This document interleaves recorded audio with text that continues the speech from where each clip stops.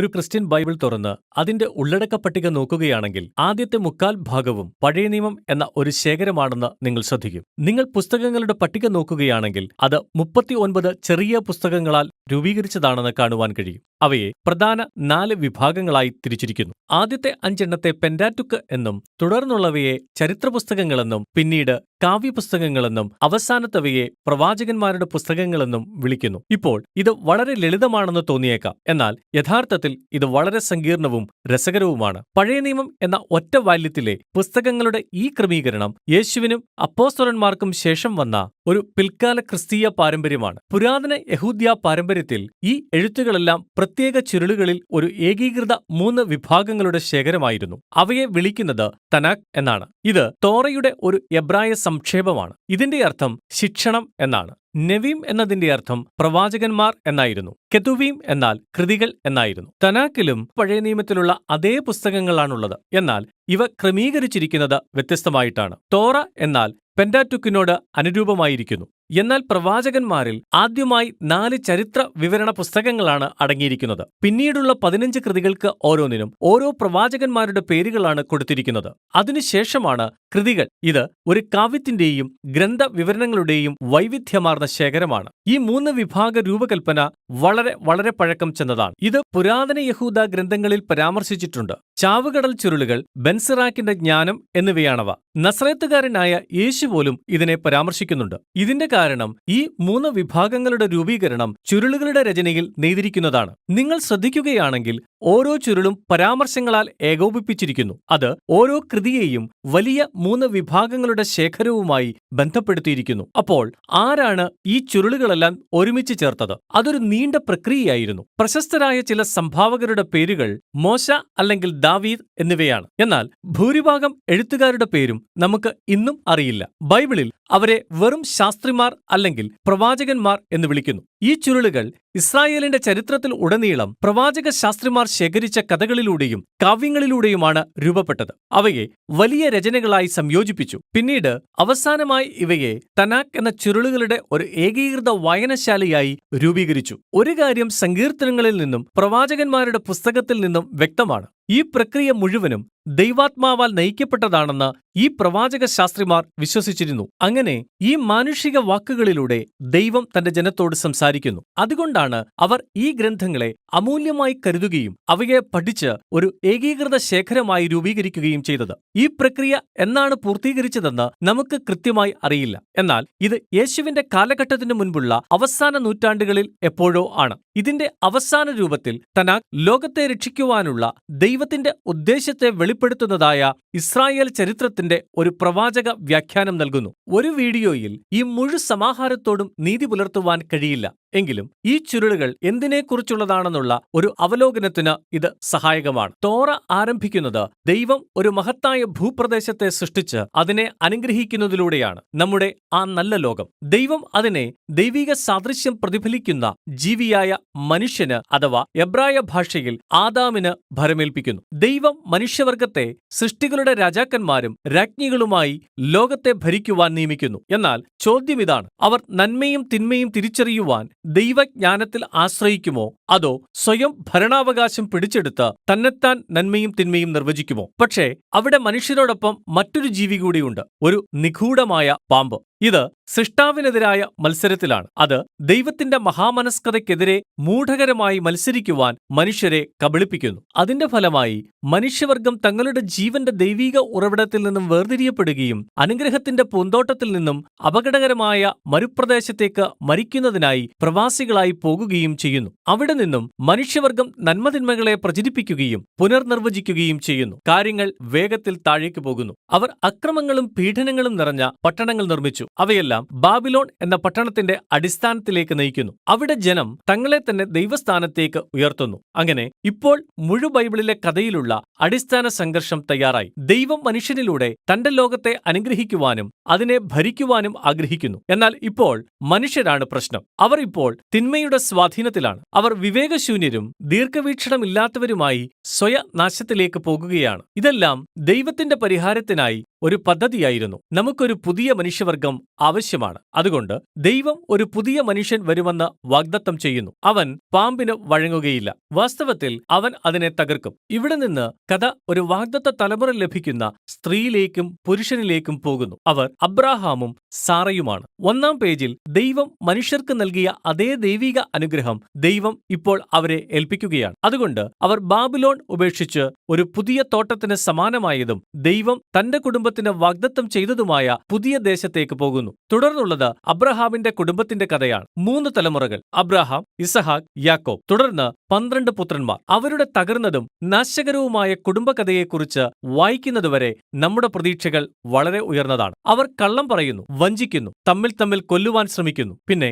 അവരുടെ ലൈംഗിക അപവാദങ്ങളെപ്പറ്റി പറയേണ്ടതില്ല. എന്നാൽ തോട്ടത്തിന്റെ കഥയ്ക്ക് ശേഷം നിങ്ങൾ എന്താണ് പ്രതീക്ഷിച്ചത്? അവരും മനുഷ്യരാണ്. അവസാനമായി അബ്രഹാമിന്റെ കുടുംബം മിസ്രൈമിൽ പ്രവാസത്തിലായി. അബ്രഹാമിന്റെ കുടുംബത്തിലെ ഈ പരാജയങ്ങളെല്ലാം കഥയിലെ ഒരുപിടി ശോഭിതമായ നിമിഷങ്ങൾക്ക് ഒരു ഇരുണ്ട പശ്ചാത്തലം നൽകുന്നു. എന്നാലും ദൈവം ഈ ജനത്തോട് വിശ്വസ്തനായിരുന്നു. അവരിലൂടെ എല്ലാ മനുഷ്യരെയും രക്ഷിക്കുകയും അനുഗ്രഹിക്കുകയും ചെയ്യുമെന്ന ഒരു ഉടമ്പടി എന്ന നിത്യവാഗ്ദത്തം പോലും അവൻ അവർക്ക് നൽകുന്നു. ഇത് കൃത്യമായി എങ്ങനെയാണെന്നത് വ്യക്തമല്ല. എന്നാൽ അവർ തങ്ങളുടെ സ്വാർത്ഥ തന്ത്രങ്ങൾ നിർത്തി സമൂലമായ വിശ്വാസത്തോടെ ദൈവത്തിൽ ആശ്രയിച്ചപ്പോൾ അബ്രഹാമിന്റെ കുടുംബം ഏറ്റവും ശ്രേഷ്ഠമായി തീർന്നു. ഇവിടെ നിന്നും കുടുംബം വർദ്ധിച്ചു വരുന്നു. അവർ മിസ്രൈമിലെ അടിമത്തത്തിൽപ്പെടുന്നു. തോറയിലെ മറ്റൊരു പ്രധാന കഥാപാത്രമായ മോശയെ ഇവിടെ പരിചയപ്പെടുത്തുന്നു. ദൈവം അവനെ ഇസ്രായേലരെ രക്ഷിക്കുവാനും അവരെ ഒരു പർവ്വതത്തിലേക്ക് കൊണ്ടുവരുവാനും എഴുന്നേൽപ്പിച്ചു. ഈ പർവ്വതത്തിലാണ് അവർ എല്ലാവരും ദൈവവുമായുള്ള ഒരു ഉടമ്പടി ബന്ധത്തിലേക്ക് ക്ഷണിക്കപ്പെട്ടത്.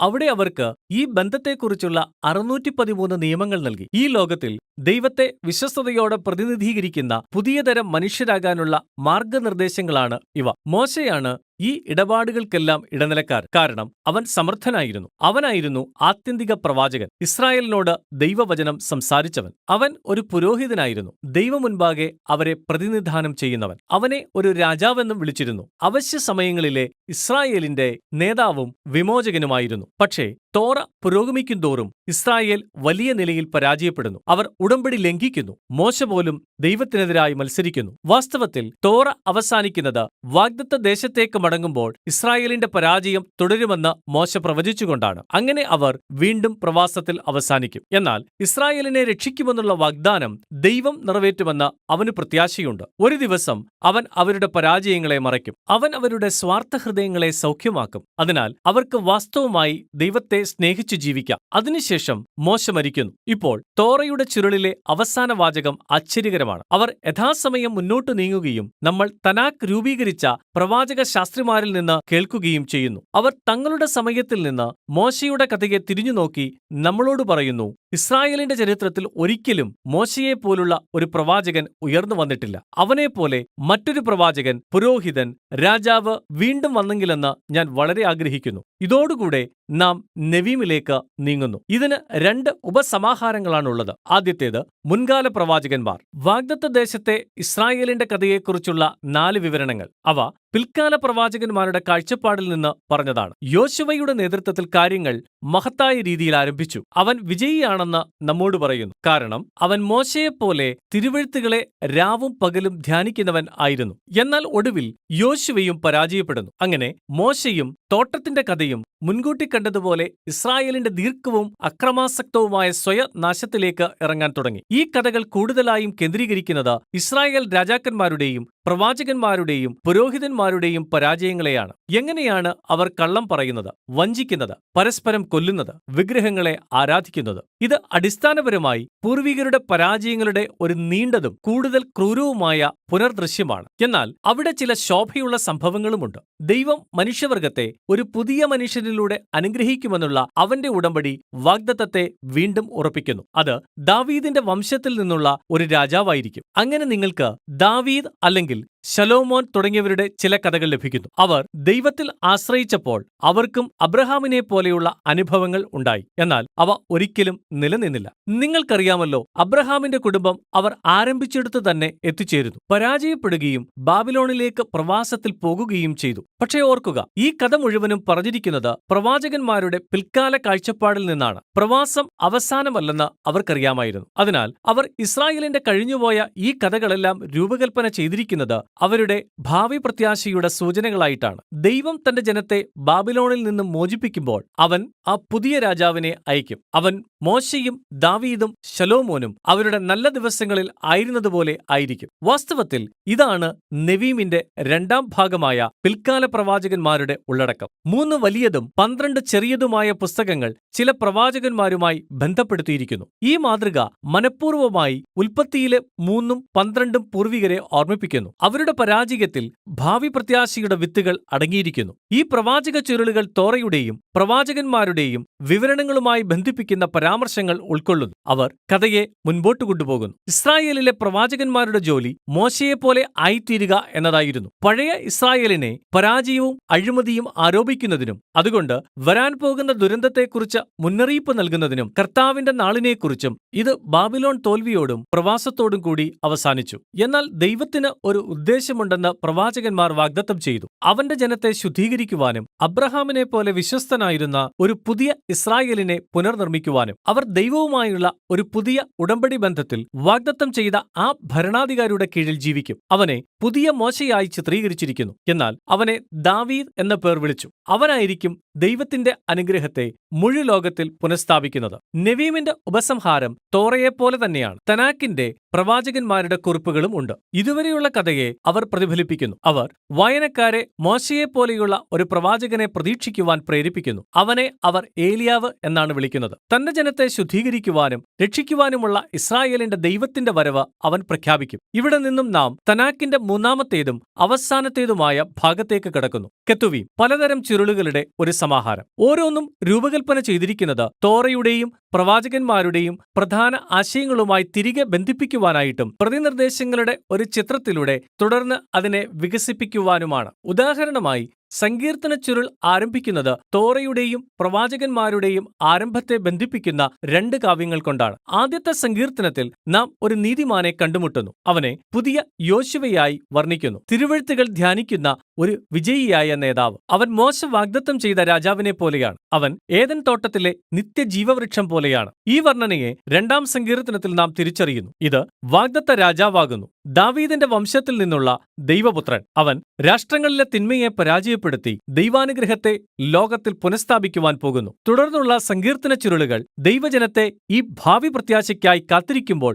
എങ്ങനെ പ്രാർത്ഥിക്കണമെന്ന് പഠിപ്പിക്കുന്നു. അതിനുശേഷം ജ്ഞാനത്തിന്റെ ചുരുളുകളാണ്. തോറയുടെയും പ്രവാചകന്മാരുടെയും കഥ ഉന്നയിക്കുന്ന ഏറ്റവും പ്രയാസകരമായ ചില ചോദ്യങ്ങൾ അവർ അഭിസംബോധന ചെയ്യുന്നു. സദൃശ്യവാക്യങ്ങൾ തോറയിലെ മോശയെപ്പോലെ തോന്നിക്കുന്നു, ശബ്ദിക്കുന്നു. ദൈവത്തിൽ ആശ്രയിക്കുക, വിശ്വസ്തതയും അനുസരണവും ഉള്ളവരായിരിക്കുക, എന്നാൽ നിങ്ങൾക്ക് സമാധാനവും വിജയവും ഉണ്ടാകും. എന്നാൽ പിന്നീട് സഭാപ്രസംഗിയും ഇയ്യോബും ഇസ്രായേലിന്റെ പ്രശ്നങ്ങൾ നിറഞ്ഞ ചരിത്രത്തെ തിരിഞ്ഞു നോക്കിക്കൊണ്ട് പറയുന്നു, അതെ, ഞങ്ങൾ അതിനു ശ്രമിച്ചു, എന്നാൽ അത് അത്ര ലളിതമല്ല. ഈ 3 പുസ്തകങ്ങളും ദൈവത്തിന്റെ നല്ലതും എന്നാൽ പലപ്പോഴും വിസ്മയിപ്പിക്കുന്നതുമായ ലോകത്ത് ജ്ഞാനത്തോടെ ജീവിക്കുകയെന്നാൽ എന്താണെന്നതിനെക്കുറിച്ചുള്ള അഗാധമായ സംഭാഷണങ്ങൾ ഉൾക്കൊള്ളുന്നു. തനാക്കിലെ അവസാനമായി എഴുതപ്പെട്ട 2 പുസ്തകങ്ങൾക്ക് ഒരു പ്രധാന പങ്കുണ്ട്. ദാനിയേലിന്റെ ചുരുളുകൾ ഇസ്രായേലിന്റെ പരാജയത്തിന്റെയും കഷ്ടങ്ങളുടെയും നീണ്ട ചരിത്രത്തിലേക്ക് ലോകത്തിന്റെ പുതിയ ഭാവിയിലേക്കുള്ള പ്രത്യാശയുടെ ഒരു വിചിത്ര വാതിൽ പോലെ തിരിഞ്ഞു നോക്കുന്നു. ഒരു ദിവസം തോറയിലും പ്രവാചകന്മാരിലും വാഗ്ദത്തം ചെയ്ത ആ